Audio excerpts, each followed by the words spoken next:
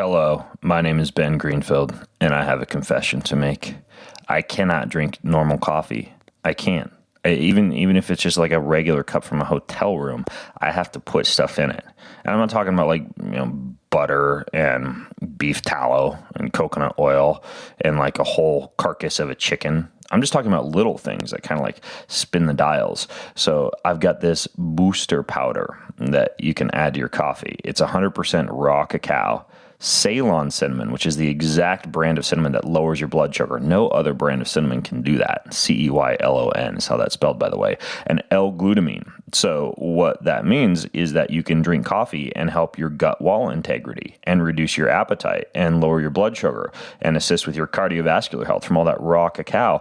And this stuff is called the Chimera Cacao Booster Powder. If you go to chimeracoffee.com, not only at chimeracoffee.com can you get nootropic infused coffee with a whole bunch of compounds that upregulate your brain. I love to throw around lingo like that. I don't even know what that means, upregulate your brain. I mean, literally increase the levels of acetylcholine and other neurotransmitters available to your brain to improve neuronal connections, neuronal speed, memory recall, etc. Very, very cool way to experience coffee. So you go to chimeracoffee.com, KIMERAKOFFEE.com, and you use code BEN there to get 10% off at chimeracoffee.com.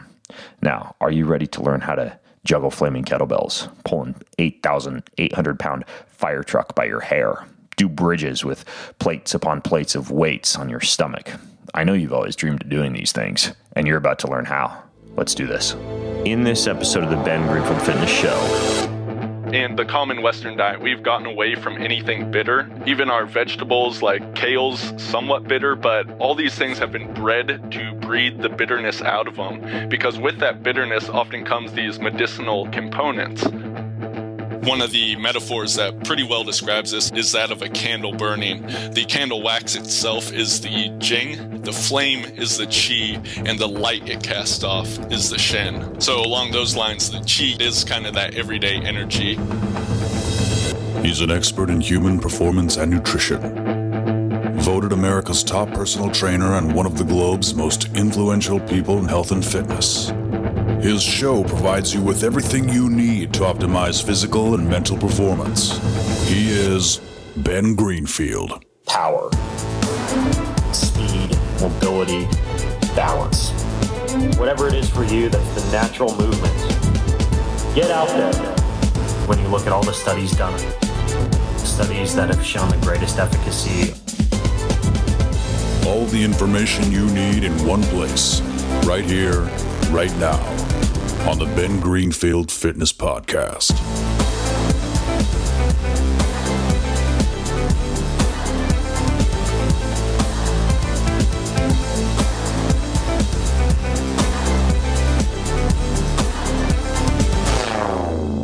Hey folks, it's Ben Greenfield, and my podcast guest today is a relatively intriguing guy. He's delved into everything from neurolinguistic programming to hypnotism to energy medicine, psychology, herbalism, whole bunch of stuff. And he actually just got back from a trip to the Amazon jungle to spend time with indigenous people there for a couple of weeks, studying more when it comes to herbology. But he's doing more than just roaming around the Amazon, munching on plants and stems. He's actually pretty well known for some crazy feats. Like he's pulled an 8,800-pound fire truck by his hair, juggled flaming kettlebells, and supported half a ton of weight in what's called a wrestler's bridge position. And he's got a great blog, and he puts a lot of the herbal formulations that he develops over on his website, which is called Lost Empire Herbs. And I'll link to that over in the show notes for everything we talk about today. You can go to bengreenfieldfitness.com/Lost Empire. That's bengreenfieldfitness.com/Lost Empire to check out some of that stuff. So, Logan, speaking of Lost Empire, and I don't think I even mentioned to people that my guest name is Logan Christopher. Speaking of Lost Empire, you went to the Amazon. Did you find any Lost Empires there, or what exactly were you doing over there? Yeah, what our name is about, why we ended up going with that, is the lost empire is actually nature. In so much of what humans are doing, we're kind of getting away from nature. But a lot of the health information that I delve into, and I know you do, is showing just how much these natural things help support our health and performance. So that we kind of think of that, although people think of empires as peoples, nature is in its own way a lost empire. So that was part of my mission in the Amazon jungle, to go to a very pristine environment. I mean, it's pretty amazing when you're flying over on a plane and it's forest as far as the eye can see in every direction. So just getting to spend time in that ecology and with the indigenous people down there. I got to spend some time with the Achuar and just really take in and observe their culture. It's really cool to see that, because there's very different things, and it gives a good lens with which to look at our own culture, just because of the compare and contrast of them. So it was a great time. So what do you mean? What do you do when you go live with an indigenous people? I mean, what exactly goes on? Do you just stand there with your arms folded, watching them do their daily routine, or are you actually immersed in their lifestyle? It wasn't quite immersed. I wasn't living with them, like living with a family for an extended period of time. We were staying a little ways off and got to go visit them. But for instance, I could tell many stories, but we got to participate in their Wayusa ceremony. So every morning about 3 o'clock in the morning, they did a little bit later for us at 4 o'clock in the morning. They'd get up and drink Wayusa tea, which is it's a leaf that's heavily caffeinated, so kind of like their coffee. And they drink a bunch of this and actually go out to the bushes and cause themselves to vomit. They purge every single morning as just a healthy cleansing protocol. And then every they come morning? in every single morning. Yes. What's this stuff called? Ayusa? Wayusa. It's spelled Guayasa. It is available. You might be able to find it some places online. I believe there are a couple companies selling it now from that area. Wayusa, yeah, I looked it up. It's a species of tree native to the Amazonian rainforest. Yeah, caffeinated holly tree known for its stimulative effects. But they're actually throwing up after they eat it. So you drink a whole bunch of this till your stomach's quite full, and it's I'm normally like a 1 cup of coffee guy, so drinking several cups of this stuff, and then when you purge it, it's weird. It kind of sort of brings about a different effect of the stimulation to you. You do feel cleansed in a way. So it's interesting to do this, because in the West, right, where we think throwing up is completely bad, something you want to avoid at all cost, right? But here they are doing it every single day. Wouldn't you be concerned about some of the same things you get concerned about with bulimia, like acidic, stomach acid ripping up their esophageal lining and things of that nature? I was actually curious about that myself. I didn't have an opportunity or remember at the time to ask about that, but maybe it's something in the Wayusa tea that really it's diluting the stomach acid. And truthfully, since you're drinking so much of this, that's what's coming out, not so much the contents or just the stomach acid. But that is an interesting thing I'd have to delve into further. But yeah, it's really not about bulimia. That kind of condition is unknown to the peoples there. Okay, so they get up, they drink a bunch of this Wayusa tea until they're just like bloated and they throw up. Was that your biggest takeaway from living with the Amazonian tribe? No, but then after this, they go and they sit around in like community and they discuss their dreams, their big dream culture, and actually like what they do on their day-to-day life is oftentimes predicated on their dreams. Really? So it was very interesting. I've looked at my dreams a little bit. They kind of had a bit of a different take, but it was interesting because they kind of see the dreaming world as real as our real world. And so it's a very important part of their culture. And this also extends into things like using ayahuasca and other visionary medicines as well, and how those play into it. Did they do ayahuasca as well down there?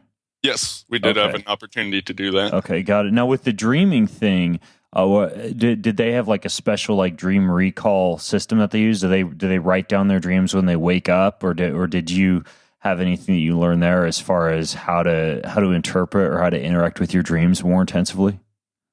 So they just grow up in a culture where the dreams are such a big part of it. So for them to not recall their dreams is just like, oh, what's wrong with you? What aren't you doing? So yeah, they did make some recommendations as far as that, like fasting or just really setting the intention to remember your dreams. Because so many people tell themselves, I never remember my dreams. And, if you're saying that to yourself, it becomes a belief, and then, it's a self-fulfilling prophecy. So really just in their culture, it's such a big part of it that everyone kind of assumes that's the way it is. And so they remember their dreams pretty easily. As far as their dream interpretation, they're really focused on whatever your dreams were of that day have to do with something going on that day, almost always. So that was a little bit different because usually the way I've kind of studied and learned about it is more having to do with the psychology and different themes recurring in your life. And that was certainly part of it, but it was also an issue because we're going through double translation from English to Spanish to Achwar and back. So I'm sure a couple things were lost in translation as well. What's it called? Achwar? Achwar, yeah. Achwar. And was that the actual name of the tribe? Yeah, that's the name of the people there. How do you spell that? Achuar. Achuar. Okay, cool. So with this Achwar tribe and their dream recall, when you come back from a situation like that, are you doing anything differently when it comes to dream recall or studying your dreams or anything of that nature? I'd say since returning from the Amazon, I'm certainly remembering more of my dreams. This is something I've worked on a bit on and off over the years. So my protocols, I wake up in the morning and I have dreams. I'll go and write them down. I kind of start off my morning routine with that. And then I work to interpret my dreams. Sometimes that comes easier than others, but having learned from them and how they tend to look at dreams, I kind of see that as a different lens from which to look at my own dreams. As I said, really focused on that like daily interpretation or how it's going to operate in the day to come. Do you use any type of books or anything like that to learn how to recall and interpret dreams? Do you know of any good guides out there? Let me look at my bookshelf real quickly. Yeah, I've read a number of things. I've studied some of the material from Edgar Cayce. He definitely has some good stuff on that. There is a book called Dream Language by Hoss, Hoss, that I found was very useful as well. Dream language. Yeah. Okay, cool. Is it true that there are certain things like if your teeth are falling out, or if you think you're flying, or if you're like embarrassed in a public place in your underwear, that those mean specific things in terms of like the prophetic power of dreams? In some way, yeah. I mean, if you look at it, there's many books on like dream symbols, but you really have to look at what's that symbol mean to you. And you have to look at the context of different things. So yeah, if you're having recurring dreams about those things, then yeah, I would definitely look up some of the symbology, what other people suggest. But just because you're flying and another person's flying in a dream doesn't mean necessarily the same thing. You have to look at the surrounding context of what else is occurring in the dream as well as what's actually occurring in your real life. A lot of people dream about their teeth falling out. I don't know if you've heard about this, but yeah, it supposedly represents like some kind of a transitional period occurring in your life that you might be apprehensive about. I know right, and it could have to do with the communication aspect. That's what's coming to me. I think I may have seen that before. Just the stuff having to do with the mouth or the throat, being able to communicate freely or being scared to. Oh, yeah. Yeah. Yeah, that makes sense. My probably most commonly recurring dream, aside from being in public places in my underwear, is flying, but not really flying, more like running. Usually I'm running down a hill and I'm leaping and bounding, but every time I leap and bound, I go like 20 feet into the air, almost like I'm wearing spring boots or something like that. That sounds pretty fun. That's a good dream to have. Yeah, it's a great dream. Just bouncing around. So speaking of bouncing around, you've done quite a few kind of crazy physical feats. So first of all, I noticed that among the feats that you've done, including pulling an 8,800 pound fire truck by your hair and juggling kettlebells that are on fire and supporting half a ton of weight in the wrestler's bridge, that you actually started off kind of like weak and scrawny and skinny. So tell me how you got into like extreme fitness feats from being a relatively non-athletic person. Right. Yeah, I was the proverbial 98-pound weakling. Entering high school, I literally did not weigh 100 pounds. And I played football, but I was not very athletic at all, not very good. Neither was our team, but that's a different matter. So I didn't really have much in the way of results. You know, I did some training with football, but still, as you said, like not naturally athletic, not naturally strong. My older brother, he got into bodybuilding, so I was trying to work at that and still not much. Really, it was when I found out about body weight exercises that I started to see some results, you know, going beyond just like push-ups and sit-ups, but all kinds of body weight squats, ab exercises, starting to work toward handstands and handstand push-ups, that sort of thing. And from the body weight stuff, you know, I was getting results there. And then I got into kettlebells, and that kind of led into old-time strongman stuff. So I just kind of opened up this new world of different fitness modalities that I was not aware of before. And kind of because I came from that weak and scrawny place, also like really not confident at all. And I started to gain confidence with this training. I decided to pursue it further. And one of the biggest impacts on me was reading a biography of an old-time strongman named the Mighty Atom. There's a book called The Spiritual Journey of Joseph L. Greenstein, which was his actual name. And I don't know what it was, but something about reading that book and hearing that story, I thought, I want to be able to do that too. I want to be able to do these insane strongman feats. He would bend nails. He actually bit through chains. On 2 separate occasions, he stopped single propeller planes from taking off by his hair. He wouldn't recommend that because it nearly scalped him, and it did actually scalp another guy that tried to replicate it. But he pulled vehicles often, and that's where I actually got okay, I have long hair. I was growing it out at the time. You know, why don't I try to actually pull a vehicle by my hair? And of course, I started with smaller vehicles, but eventually worked my way up, and that firetruck is the biggest thing I've pulled so far. Oh my gosh, I'm looking at a picture of this guy online, the Mighty Atom, the life and time. So his name was Joseph Greenstein. Yep. And there's a picture here. He's wearing like one of these old school, like what do you call them? The unitards? Leopard print singlet? Yeah, the leopard print singlet. And he's I don't know, he's in like he's bending something. It would appear to be like a nail.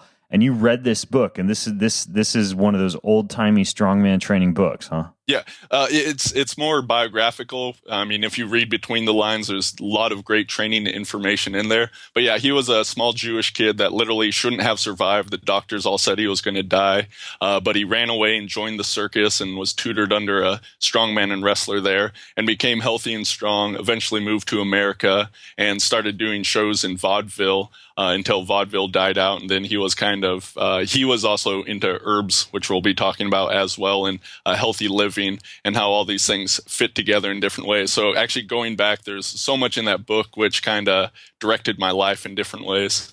That's mind-boggling. It's an expensive book. It looks like it's 120 books new. It's hard to find.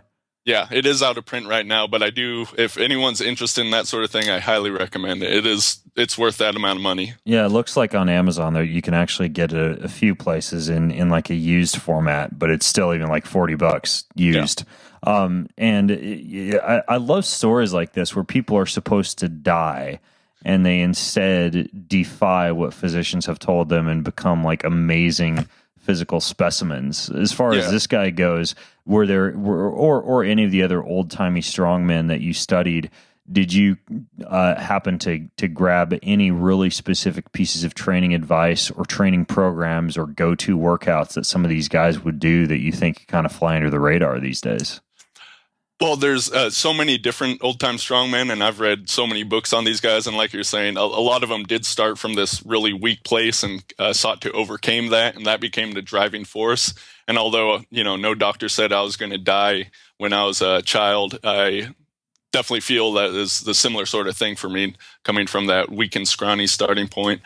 Really looking at all these different strongmen. I mean, there's so many. There's Arthur Saxon, Alexander Zass, Herman Groner, all these different guys, and they really did all sorts of different things.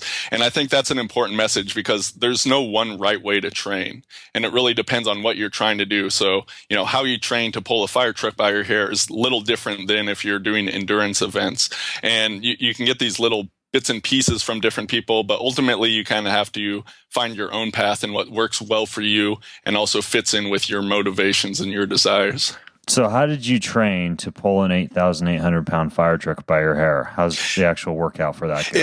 It's pretty simple. If you understand the principles of progressive training, it's basically the same no matter what you're doing. So I started with a small truck and pulled that by my hair. Like really a little toy, like Hot Wheels truck? No, like a normal size pickup truck sort of thing. So really, if you have all the hair together, it is pretty strong. And I wouldn't say I'm starting from baseline. To do this feat, it takes a lot of neck strength. And I was at the same time doing all those bridging stuff, which ultimately led to that half-ton wrestler's bridge. So I had overall body strength. I was overall in decent condition to start this. And when you have all the hair together, it's as strong as a rope. So I started with a pickup truck. Then I went to like a much bigger van that was loaded full of equipment.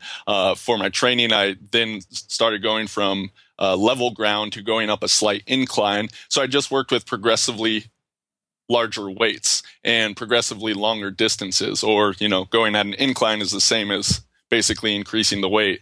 So I did enough training that I thought, yeah, I could probably pull this truck. And I didn't know for sure until I got to that event where that took place, and I got to try it out.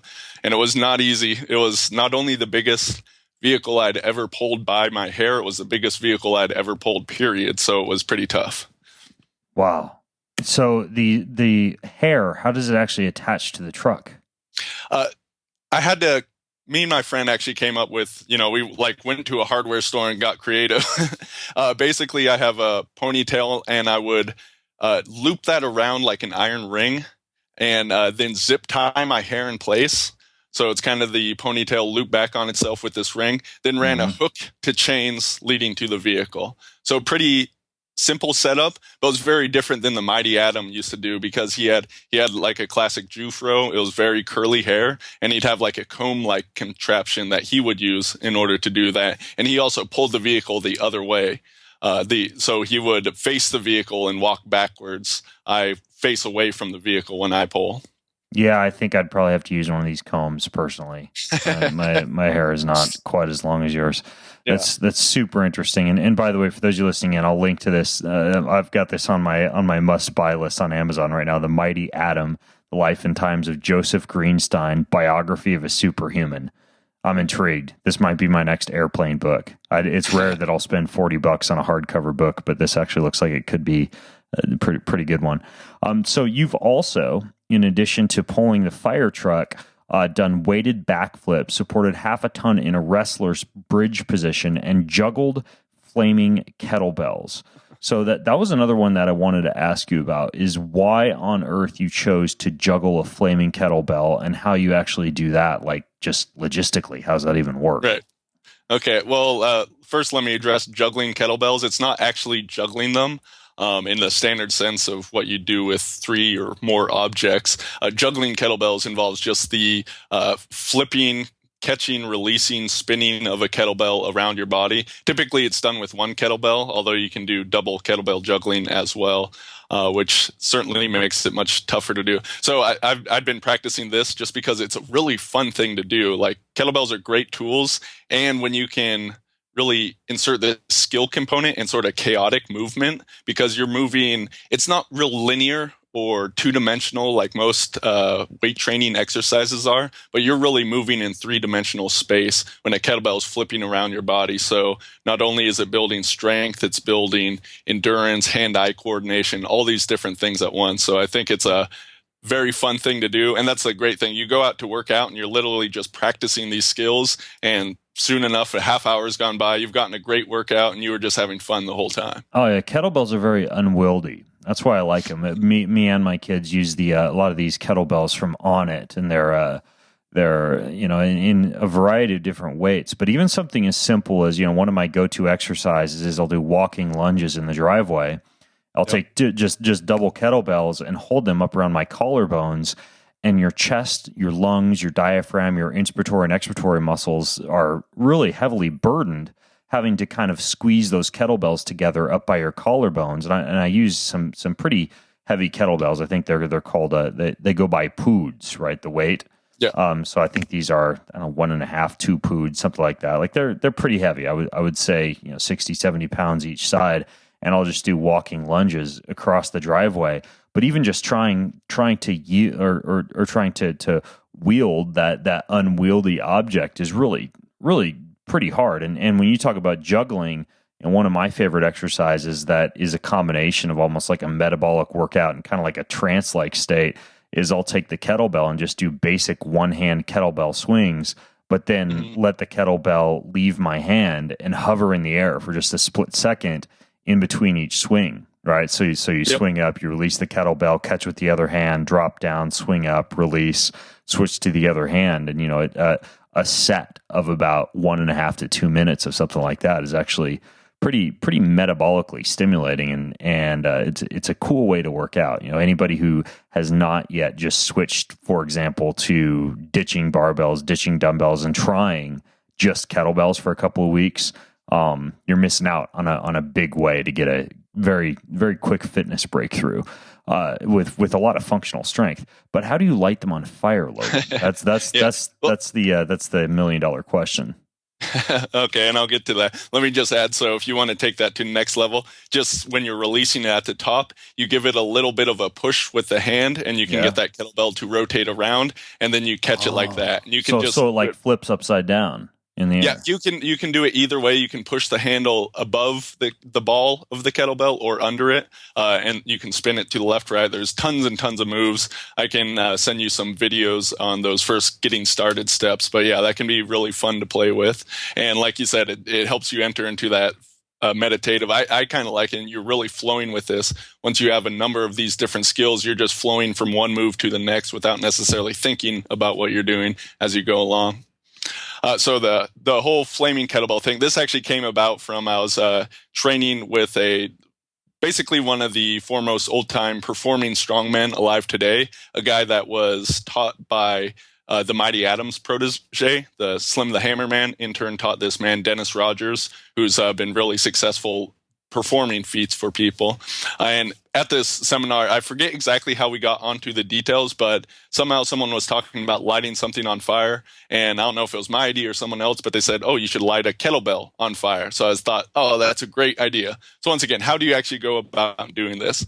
Once again, going to the hardware store, being creative about it. Basically, it came up with, I wrapped the kettlebell in Kevlar wick, which is the sort of thing they use for fire dancing. Okay. And this was soaked in lamp oil. And so just this Kevlar wick soaked in lamp oil, it's just safety pinned onto the kettlebell and then lit on fire.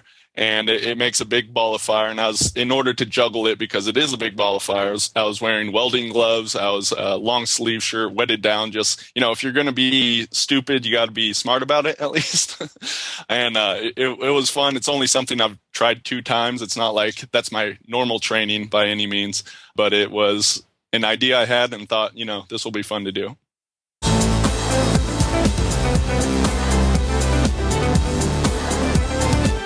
I want to interrupt today's podcast. Actually, I don't want to do it. Crispy sunchoke and quinoa salad with Tuscan kale and mint wants to do it. That's right. So check out this recipe that you can get shipped to your house. It's sunchokes, which are also known as Jerusalem artichokes, which actually have nothing at all to do with Jerusalem, and they're not, in fact, artichokes. They're like a nutty, slightly sweet tuber. They're a type of sunflower. Did you know that? Sunchokes are a type of sunflower. And when you thinly slice them and you roast them, they get super duper crispy, like a potato chip, and they pair perfectly with kale and with quinoa in this crispy sunchoke and quinoa salad with Tuscan kale and mint. You can get meals like this from this meal kit delivery service called HelloFresh. HelloFresh. So what that means is that they source the ingredients, they send them to your house, you get these fancy little recipe cards. Even if you completely suck at cooking, you can all of a sudden turn into the equivalent of what your friends will swear and your family will swear is a 5-star chef. You can get classic boxes, veggie boxes, family boxes. You can order 3 or 4 or 5 different meals per week, designed for 2 people, designed for 4 people, you name it. Extremeness of flexibility. And did I mention sunchokes? Anyways, they employ a full-time registered dietitian who reviews every single recipe to ensure perfect nutritional balance, and you get a discount. So for $35 off your first week of deliveries from HelloFresh, just go to HelloFresh.com. HelloFresh. HelloFresh.com. They need to hire me for their commercial. HelloFresh. HelloFresh.com. You get intercode BEN10, BEN10, when you subscribe, and that will get you the $35 off your first week of deliveries. Oh, and then also, I wanted to tell you about this post-shave balm I've been using. It has aloe vera in it. It almost has like this kind of like a minty sensation when you put it on your face. It's super soft. I'm growing a beard right now, so I've been shaving my neck a lot because I don't want one of those creepy, hey, I live in my mom's basement neck beards, but I've been kind of like having fun trimming the hair around my face. So I've got a beard. Seriously, I look old and wise and scratchy. Anyways, though, so this post-shave balm is made by Harry's, who also just came out with what's called a Generation 2 shave head, which means they've got a trimmer blade for hard-to-reach places, a soft flex hinge for a more comfortable glide, a lubricating strip, and a textured handle, like an ergonomically designed handle for more control when it's wet. And it's still just $2 a blade compared to like the $4 or more that you pay at the grocery store. And they're so confident in the quality of these blades and this post-shave gel that what they'll send you is their free trial set. So you get your razor, your 5-blade cartridge, and your shaving gel, and it's all free when you sign up for a shave plan. All you pay is shipping. So here's how to do it. Go to harrys.com, HARRYS.com, and enter code BEN at checkout, and you get the free trial set and that post-shave balm to put on your neck beard, ladies. harrys.com harrys.com, code BEN, HARRYS.com, and use code BEN. And now let's get back to Logan.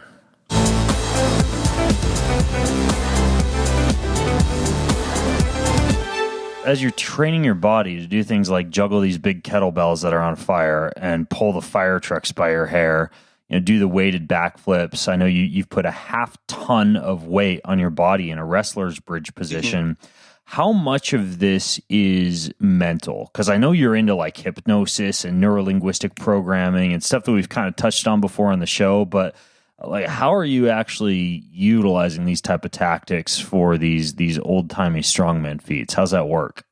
Absolutely. So I feel it's from starting out weak and scrawny, not naturally being strong, that I kind of sought to get an edge. Once I got into this stuff, it's like, okay, how can I actually become strong? I'm not naturally gifted. What can I do? I was always kind of smart, so that kind of, I guess, led into the mental training.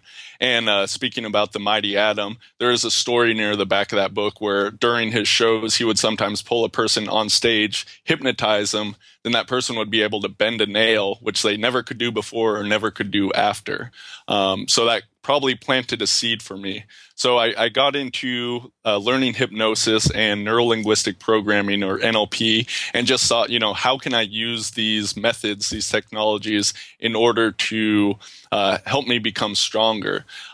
When you say how much of it's mental, the truth is it's all mental, right? We like to split the body and the mind, or the physical and the mental, but really these two are intertwined and can't be separated. So I feel there's a mental part to everything that I do. That being said, there's certain kind of mental tactics that I've developed and worked with on people in order to get them to become stronger instantly. And I can go over an example of that if you'd like.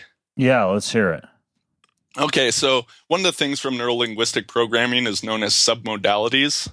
The modalities themselves, these would be your sensory systems, the main ones being sight, what you hear, and then your feeling, the kinesthetic. So visual, auditory, and kinesthetic. Now, submodalities are kind of the smaller quality distinctions of these, and you can do all kinds of stuff playing around with these. NLP was really created by modeling some therapeutic geniuses, some people that were really good in different fields of therapy. So most of NLP is focused on that, but I wanted to get stronger with it. So how could I use it for that? What I found is just by making some of these submodality distinctions, changing some things up, it can dramatically, or oftentimes just subtly, change how good you are at a given exercise. An example of this, when I was presenting this information at a health and strength conference, I had a woman come up and she was able to do 2 one-arm push-ups, which is, already pretty strong, especially for a woman. That's a good amount of strength. Mm-hmm. Not a lot of men can do that. But she kind of had a mental block about this. So I ended up leading her through how does she perceive this exercise internally. So if I ask you to visualize yourself doing a one-arm push-up right now, what do you notice? Some things you can notice: are you inside your body or are you outside of your body? I guess when I think about a one-arm push-up right now, I would imagine myself outside my body, kind of like watching a person doing a one-arm push-up. Okay, so is this life size, or is it bigger than life size, or is it smaller, like you're kind of watching it on a screen? It's like I'm watching on a screen. It's like me in a room on the floor trying the one-arm push-up. Okay, so how small is it then? How big is the screen, or how small is it?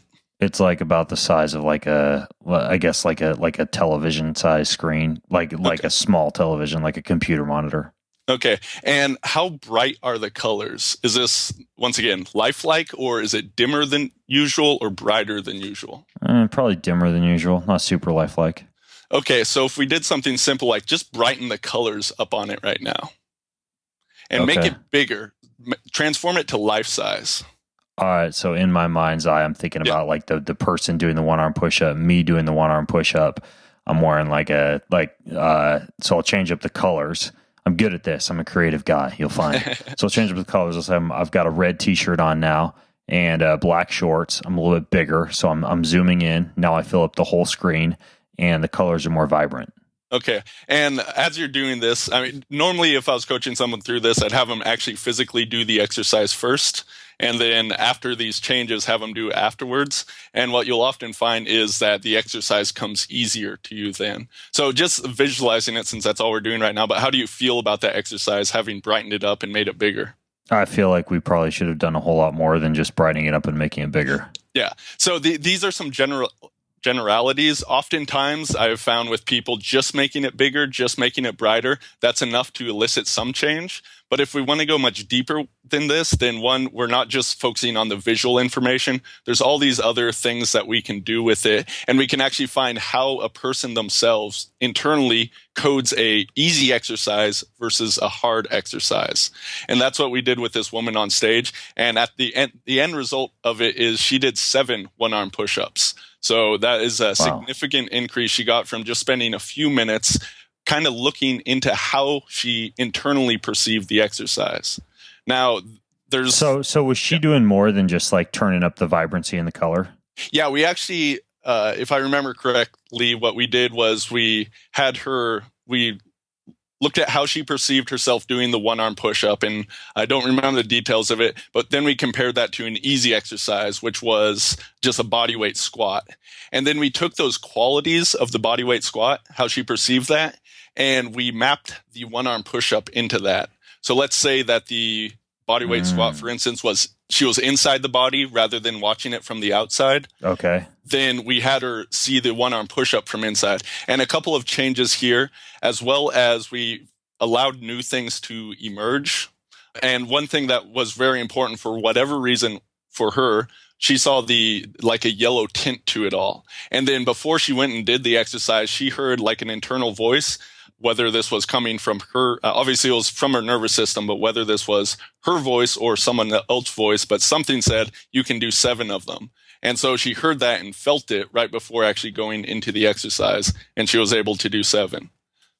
That's really interesting. So I could take an exercise that I find to be easy, let's say like a regular push-up, and I could visualize that because I can crank out regular push-ups all day long. Right. I could visualize that and see what it is that I'm doing when I visualize it. Because when I think about that, like I could totally feel the whole thing. I'm inside my body. I'm close to the floor. I could feel the floor getting close to my face, pushing up and out and away from the floor over and over and over again. I can see the color. I can see what I'm wearing. I can. Is there something vibrancy. That you say to yourself as you do the push-ups or before you do the push-ups? No. Should there be? No. And I'm not saying necessarily something you actually speak out loud, but there might be an internal voice to that as well. And oftentimes, all this stuff, a lot of people think they're not good at visualizing. And yes, while some people are better at it naturally than others, it is a trainable skill and it's something you can develop. But oftentimes, this stuff just flits by without our conscious awareness being there. But yeah, looking at the internal dialogue is also an important component. That's really interesting. Can it work in reverse? Like, could it make? The reason I ask this is because one of my ideas that I use to train for the bucket carry in a Spartan race is I have a huge, heavy keg, a really awkward keg in my garage, and I grab that keg, and one of my go-to workouts is I'll just carry it around the perimeter of my house, then set it down, recover, do some mobility exercises like opposite arm, opposite leg extensions, and some sideways lunges, and just some basic easy exercises until my grip and my lungs have recovered. Then I'll carry the keg around again, and it makes the actual tiny little 5-gallon buckets in comparison to the keg seem very, very simple. Could I, for example, take the way that I feel during like a one-arm push-up and use that to be able to crank out a whole bunch of regular push-ups, or use like, the keg when I'm getting ready to do a bucket carry and take the harder exercise and visualize the harder exercise to make the easier exercise something I could do even more quickly? Yeah, this is definitely something that is very open to experimentation. This is something I just found was working out, and so I've used it a bit. But here's the thing. Everyone needs to find what works for them individually. So for you, perhaps the whole visual component seems to be stronger, and you'll want to really focus on that. For other people, it may be more of the feeling or kinesthetic component. And there's all kinds of different ways you can play with this that should bring about results. When you were first talking about doing it in reverse, like I was thinking, you could actually do this in order to make an exercise harder. Just is fun for comparison's sake, but take that picture of you doing the one-arm push-up and put it so far out in the distance you can barely even tell it's there, and turn the colors black and white and have everything kind of fade to black. And if you did stuff like that, chances are you would actually operate worse at the exercise than if you did the things that just kept it normal. Wait, why would you ever want to do that? You wouldn't, except just for comparisons purposes. Because here's the thing. People naturally do stuff like that without being aware of it. If you have a mental block about an exercise, you're telling yourself, oh, I could never do that. That is going to make these sort of visualizations or stuff in the other senses actually do that sort of thing. Mm-hmm. So just being aware that you can change it in order to make it worse can help bring about that awareness, so you can change it to make it better. That makes sense. And this is all called neurolinguistic programming, right? This is all one facet of neurolinguistic programming, and I've just kind of applied it to exercises in a way that I haven't seen anyone else do at all. But yeah, these submodality distinctions have many other uses as well. Okay, it's called a submodality. Yeah. Okay, cool. So I've got some other questions for you about training and diet. You went from being pretty skinny to now you're relatively built. I know you're into herbal medicine and herbs, and I want to ask you about those, but I also just want to talk about real food. When you went through the phase of getting really good at these old-timey strength training routines, putting on muscle, or even now, are you following any type of special diet or using any kind of like dietary strategies like intermittent fasting or ketosis or anything like that? Yeah, I've experimented with many different things over the years. I'd say, to boil it down to basics, I'm all about getting high quality food that's as natural as possible. My body definitely runs well off of fat as its primary fuel source. I did experiment a little bit with ketosis and found that it was not, maybe I didn't, work at it long, but from what I've seen, the research on people like doing strength athletics where you need that glycogen, I definitely felt a tanking in my workouts, as well as actually my libido as well. So that was a fairly short-lived experiment. But I do things like intermittent fasting pretty regularly, a fairly high-fat diet, moderate protein. I certainly eat a fair amount of carbs, but generally as high-quality and healthy food, organic, that sort of thing. Lots of vegetables, but a lot of fat as well. Yeah, that's interesting what you say about carbohydrates, especially with regards to testosterone. I've been looking into this recently, and I'm working on an article on it about how the testosterone to cortisol ratio, the free testosterone to cortisol ratio, they've done a study on this, and they found that people who eat too few carbohydrates, like who dip underneath about 30% total intake, and we're talking about active people doing what's called an intensive training microcycle. in this case, these are like men doing some pretty intensive strength training. 30% was kind of like the magic mark, where once they got below 30% carbohydrates, their free testosterone to cortisol ratio actually got pretty unfavorable.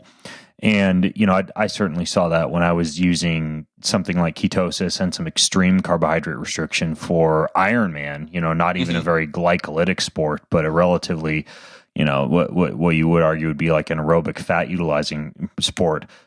Pretty significant drop in testosterone. And sure, some of it might have been the chronic repetitive motion, which we know also, decreases testosterone. But I think a big part of it was probably dropping below that 30% carb intake. But to be fair, I don't know if you've seen more recent studies literally in the past couple of months that have shown, like CrossFitting and ketosis and strength training and ketosis, and shown that there's not a huge detriment with like short-term explosive strength training and ketosis, probably because there's not enough glycogen being used, or you're using a lot of your creatine phosphagen pool and your ATP pool rather than just like strict glucose or large amounts of glycogen. And I guess it's kind of like that middle range where you're doing, like 2, 4, 6 minute events that are really hard, where you really start to tap into a lot of glycogen, and where, if you're like let's say like a 1,500 meter or a miler, that's where something like ketosis might hold you back more than just from like a testosterone standpoint. Right. Yeah, all I know is in my experience, and once again, I may not have done, because it does take some time for the body to adapt to that. But my workouts were hit or miss, and definitely that effect on my libido overall. So I decided, I'm going to bring back the carbs in. But I still do a fairly high-fat diet. Like my standard breakfast I had this morning was some pastured eggs and sausage, along with some bok choy and kale steamed up, and a little bit of sauerkraut on top of that. I do a fair amount of meat coming from grass-fed, high-quality meats as the best quality I can find. But then for carbs like sweet potatoes, I use honey pretty regularly, some different sweeteners. I'll do some like shakes and smoothies. That can be a good way to take the herbs sometimes, but with a base of coconut milk or some nuts in there as well. So all sorts of different things. But I'd say overall that's kind of a recap of my diet. Nice. I like it. And the herbs that we've talked about so far are the herbs that make you throw up. Or the herbs that induce streaming. I wanted to ask you actually a little bit more about specific herbal formulations, because you have a whole bunch of formulations that you've developed, and some of them are pretty unique and contain herbs that I haven't really heard of before. Things with weird titles like the Hercules formula and the Phoenix formula and the Spartan formula, stuff like that. But before I get into the specifics of some of the different things inside these formulas that I wanted to ask you about, like, one thing I've been using quite a bit, black ant extract, which you introduced me to. Yeah. What's kind of like your method for researching herbs? Or, I know you went to the Amazon. Are you, when you're in a situation like that, kind of like trying to identify new herbs that folks might not have discovered before? Are you turning to other forms of research to figure out, what combines with what and how to source your herbs? I mean, how do you actually figure out how you're going to put together herbs or discover these herbs in the first place, and especially source them too? Because I know a lot of herbs, have not only artificial colors and chemical sweeteners added to them, but they're just stale or useless or old. Yep. Yeah. It's a fun area to go in. So a lot of questions there. Yeah, I think I squeezed like 5 questions in that question. As far as learning about the herbs, this comes from a number of places, but hearing about them from other people, reading about them. So I basically kind of look at 2 different areas. There's kind of the ancient wisdom about the herbs, Chinese medicine, Ayurvedic medicine. These have been around for thousands of years. Western herbalism, there's different facets of that, but that's been around for hundreds of years. So these are good starting places, because these are people that actually knew about the herbs and knew what they did and worked with people in using them. If you think back to long time ago, but people were kind of using these clinically, double-blind placebo-controlled studies weren't around yet, but most of that knowledge comes from there. And that's not to say that all of it's accurate, but that's certainly a good starting place to go from. Then we can also look at the scientific side. And I love science, and I'd like to dive into this. And it's also difficult with these herbs because they're not pharmaceuticals. They're not massive amounts of money behind them. So many of these herbs have very little amounts of science, especially if you're looking for the gold standard, double-blind, placebo-controlled studies with humans. Sometimes there are no human studies with a certain herb, which may have a great reputation from the traditional uses, but that's not there yet. And I hope more science comes out on these things. And it's also tricky to navigate that because there often is not much. Yeah, that is true. So something like, let's use black ant extract as an example. Like, how'd you find that? What does it do? And how do you actually source it? Right. So ant, and it's a specific variation of ant, the Polyrhicus rogers vincina ant, is used in Chinese medicine, has been used for a long time. It's known as the herb of kings because kings would actually use this one. And it's known as the premier chi tonic. Like, most people have heard of ginseng. That's a very well-known herb, which is also a chi tonic, but ant is considered an even better chi tonic. The way I like to describe it is it gives you energy you can typically feel right away. So I learned about it. Is that like how a chi tonic works? I mean, is that the definition of a chi tonic? You feel it right away? Not necessarily. Chi, the standard translation for that would be energy. Of course, you look at Chinese medicine, all different types of energy, and what kind of energy are you talking about? It's a very nebulous term. But yeah, that'd be the standard thing. And so in Taoist herbalism, they have the three treasures: Jing, Qi, and Shen. Jing is kind of your foundational energy, your essence. That's considered kind of the hormonal component and reproductive system, different things like that. And they say once you run out of Jing, you're dead. So it's really that kind of more considered a denser form of energy, while Qi is the everyday energy that you burn. You get Qi from breathing in and from the food that you eat. So this is kind of your everyday energy you need to get around and do things. Then Shen is considered the spirit or the illumination. So this is the mind and the emotions, and also, what you're doing out in the world. So one of the metaphors that pretty well describes this is that of a candle burning. The candle wax itself is the Jing, the flame is the Qi, and the light it casts off is the Shen. So along those lines, the Qi, it is kind of that everyday energy, and just happens to be one that most people can feel that when they take it. I don't know if that's been your experience with it or not. Yeah, the black ant stuff is actually stuff I've been putting in my smoothies and shakes. Like, I'm constantly trying to figure out things other than like ephedra and caffeine and central nervous system stimulants, and I like a lot of these herbal tonics. I've used them for a long time. Like some of these things from Chinese herbal medicine, not just the herbs themselves, but even some of the practices, right? Like that Jing that you talked about. The life force. I mean, there's this idea. I don't know if you've heard of this behind. Not necessarily ejaculating frequently, right? Like with sexual energy, actually being aware of how much sexual energy you spread around, so to speak, and even considering doing things like getting erections and having sex without orgasm to increase the amount of Jing that you have, or at least not to prematurely exhaust your Jing levels. And so there's like lifestyle practices like that where you can hold on to Jing, but then what you're saying is that when it comes to Qi, like daily energy, that you would use something like an ant extract. Now, what about for Jing? What if I wanted to say, let's say, increase Jing in some way other than just like not ejaculating, which we all know is not a lot of fun.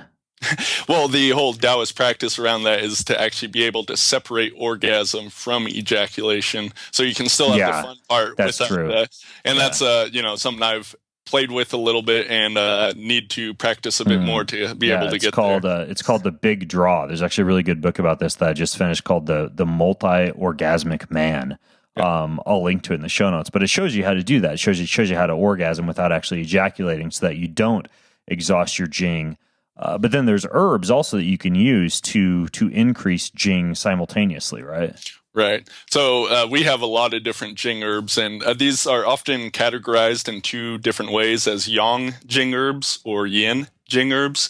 And Yang is more of that masculine, aggressive, driving force type of energy, like the thing you need to go out there and work out. Whereas Yin is more the feminine, the receptive, the recovery. So both of these are really important. Guys tend to get stuck on the Yang herbs because they want, better athletic prowess and better bedroom prowess as well. And so they kind of focus on these, but you have to understand if you don't have that sort of recovery supportive component, then you're just going to burn yourself out faster by doing that sort of thing. So both of these are really important. And we have a whole bunch of different herbs that are great, like pine pollen. This is a pretty unique substance in that it actually has testosterone, DHEA, and other hormones in it. So it's great for helping. It's very trace amounts, but it's great for helping to support the hormonal system. We have different things like Tongkat Ali. The shilajit would be considered a Jing substance, even though that comes from Ayurvedic medicine. Cordyceps. There's many different ones. The cistanch as well.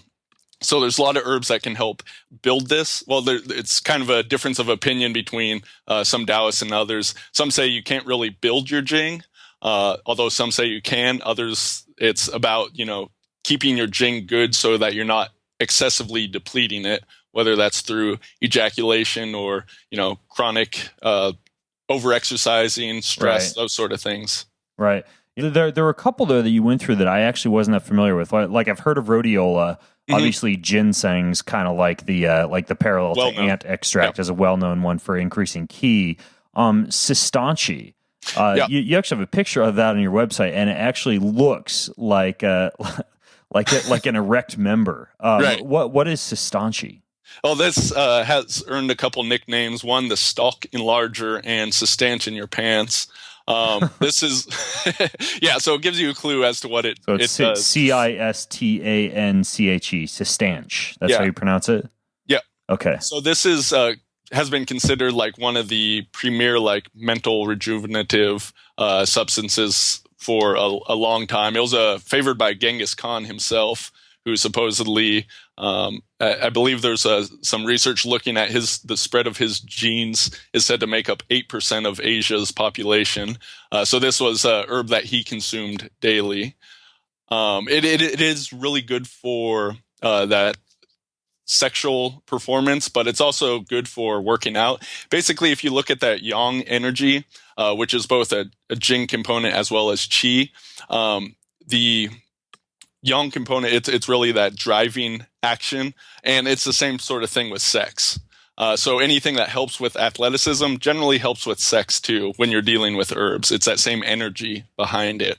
But cistanche is pretty cool because they're doing a lot more research on this one lately, and they're seeing that it works on things like Alzheimer's, increasing nerve growth factor, that some of the components, some of the active components on it really helps improve the naive T cell numbers in the immune system. Okay. So there's all these different components that it seems to be operating on. So this is something I've been using daily for a while now. Okay, got it. You actually have one of your guys' formulations is called the Thor's Hammer Sexual Potency Formula, and that one's for testosterone, dopamine, blood flow, and nitric oxide, and then also for PDE5. What's PDE5? Yeah, so this one was kind of formulated looking at what is healthy erectile function look like, what are the different components on it. So you need the hormonal component with testosterone, you need dopamine, that's kind of triggering that desire in the first place, you need nitric oxide, that has to do with the blood flow, and also PDE5. This is an enzyme this is the mechanism by which Viagra, Cialis, and other drugs of those nature work on. They're called PDE5 inhibitors, and the actual aspects of it are pretty complex, but basically, and this is a generalization, there are other steps involved, but PDE5 is going to break down the nitric oxide.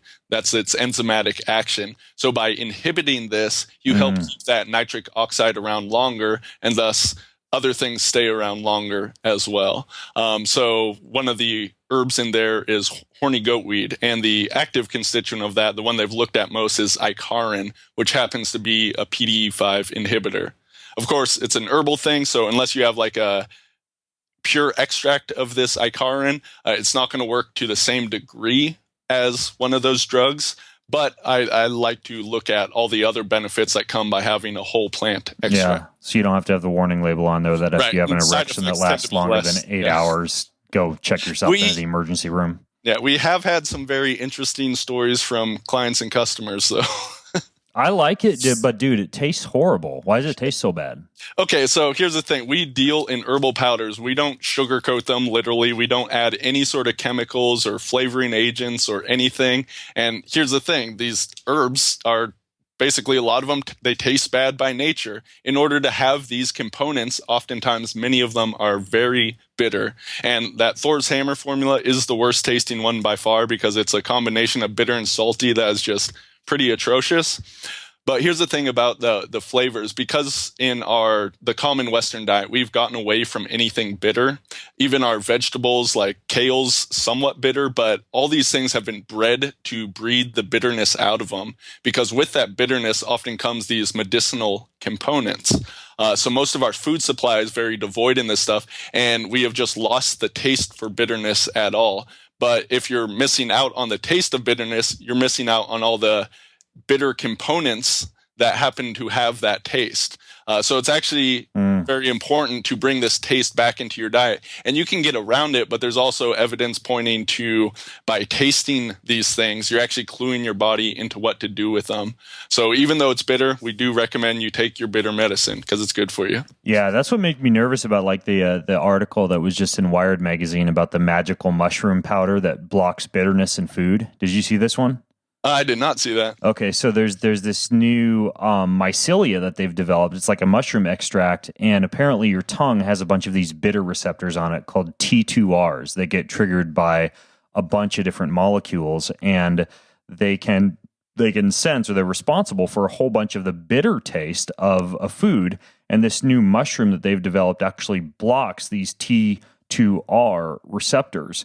But what some scientists are saying is that if you block these receptors, we don't know what happens in terms of the downstream effects in different tissues if you aren't actually able to get that neurological sensation of that intense bitter taste. Like there's something about not just the effect of whatever the compound is that's producing the bitterness, but the taste of the bitterness itself might actually be part of the benefit of a compound. And so if you use this magical mushroom powder that blocks the bitterness in food, or blocks the bitterness, for example, in your Thor's hammer, sexual potency formula, you may actually not see as strong of an effect. So I mean, I'll drink really, really crappy tasting smoothies and juices. I mean, if I know they're good for me, I've got this one I make that's basically garlic and ginger and apple cider vinegar and turmeric root, and it's all ground up with some sea salt, and it just tastes horrible. I've got a YouTube video of me drinking it, and it's like my detox formula that I'll use if I've been around somebody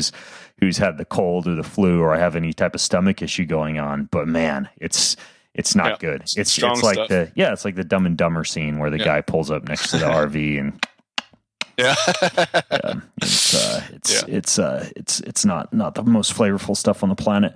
So you've got Thor's hammer that has this tonkettle, the sistanchi that we talked about, the horny goatweed, mucuna, and shilajit. And all of those are for, you would use that like pre-workout or pre-sex. You've got another one called Titan's Formula and one called Phoenix Formula. I noticed that both of those have this stuff I hadn't heard of before called morale root, and MARAL. What is that stuff?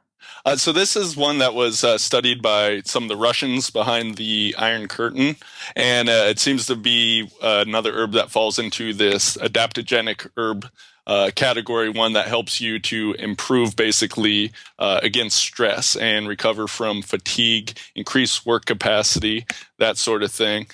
There's not a whole lot of really high quality research on it. A lot of it's just looking at the component, and it seems to be one of the things they're really looking at is the ecdysteroids, which are these plant compounds, and they're also found in some insects as well, that are basically plant or insect hormones, and that how these may interact with our own systems in order to bring about these different benefits. So this root got a pretty good reputation in bodybuilding circles and was used by Russian athletes to really primarily aid in recovery. That's why we include it in our different workout formulas.